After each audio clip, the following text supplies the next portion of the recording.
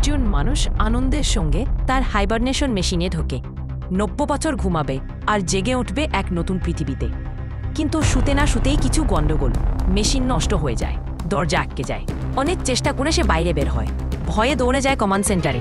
ক্যাপ্টেনকে জাগাতে হবে, কিন্তু ক্যাপ্টেনের দরজা খুলেই না। এখন শেষ আশাই বেঁচে, পৃথিবীতে বার্তা পাঠানো।